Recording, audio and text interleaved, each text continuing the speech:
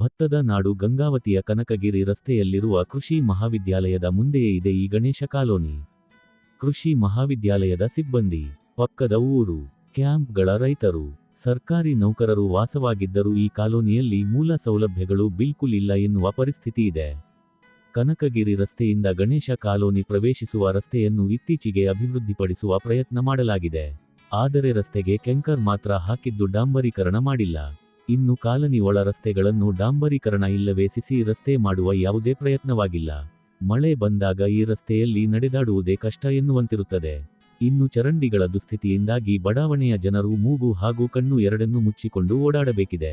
ಬಿರು ಬೇಸಿಗೆಯಲ್ಲೇ ಚರಂಡಿ ತುಂಬಿ ಹರಿಯುತ್ತಿದ್ದು ದುರ್ನಾತ ಬೀರುತ್ತಿದೆ.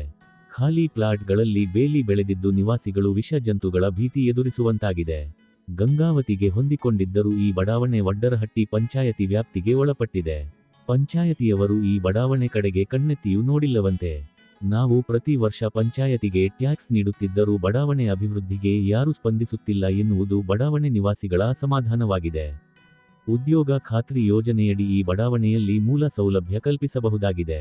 ಆದರೆ ಅಂತಹ ಯಾವುದೇ ಪ್ರಯತ್ನಗಳು ನಡೆದಿಲ್ಲ.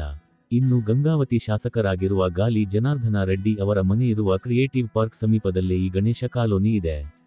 ಶಾಸಕರಾದರೂ ಈ ಬಡಾವಣೆಯಲ್ಲಿ ಮೂಲ ಸೌಲಭ್ಯ ಕಲ್ಪಿಸಲು ಮುಂದಾಗಬೇಕಿದೆ.